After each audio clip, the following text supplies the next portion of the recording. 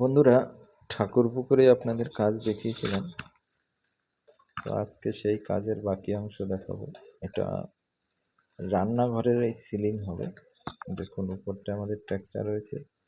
এই সিলিং এর কাজটা আপনাদের দেখাবো না, অন্য কাজগুলো দেখাই। এবং দেখুন আমরা কমপ্লিট কাজটা দেখাচ্ছি, কারণ কাজের ভিডিও দেখাতে গেলে অনেক বড় হয়ে যাবে কাজ আমাদের, কারণ 4-5টা ভিডিওতেও দেখানো সম্ভব না। দেখুন কতটা কাজ হয়েছে উপরে।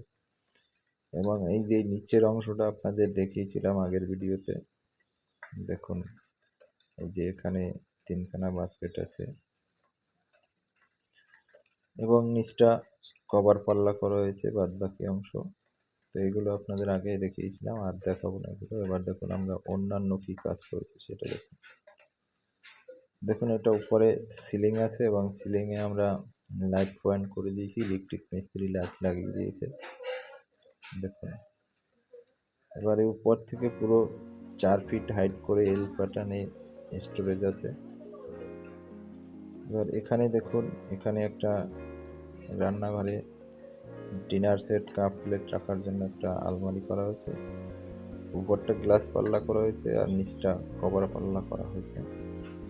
এর ডান সাইডেও একটা ছোট্ট জায়গায় আমরা করেছি, এখানটা দেখেছেন আপনারা, খুলে আর দেখলাম না। এবারে দেখুন এটা একটা বক্স জানলা ছিল, বক্স জানলাটা কভার করে এখানেও স্টোরেজ করা হয়েছে।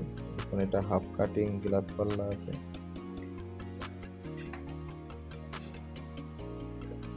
এটা সম্পূর্ণটাই কিচেনের কাজ। দেখুন এবারে আপনাদের উপরের কাজগুলো দেখানো হচ্ছে। দেখুন এটা এল প্যাটার্ন আছে পুরো, জানলাটা এখানে নিচে আছে সেই জন্য শুধু উপরের কাজটা হয়েছে। উপরের কাজটা আছে 2 ফিট আর এখান থেকে শুরু হচ্ছে আপনার 4 ফিট। 4 ফিট আমরা দুটো অংশে ভাগ করে করেছি। দেখুন এটা চিমনির কভার আছে, চিমনিটা শুধু নিচ থেকেই দেখা যাবে, আর কিচ্ছু দেখা যাবে না।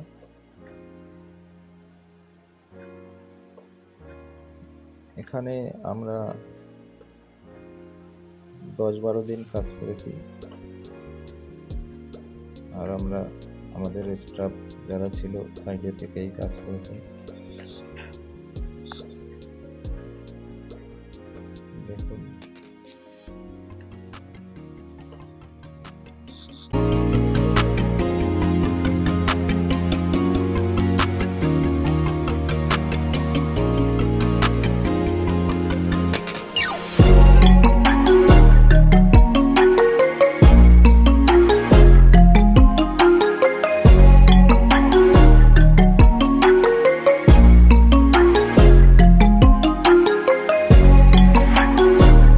এখানটায় দেখুন উপরের যে অংশটা আছে এই অংশটা পুরো বড় জায়গা করা হয়েছে, কারণ এখানটায় বড় জিনিসপত্র রাখবে। আর দেখুন নিচের অংশটা আমরা পুরোটাই এল প্যাটার্নে ওপেন রাখ করে দিয়েছি।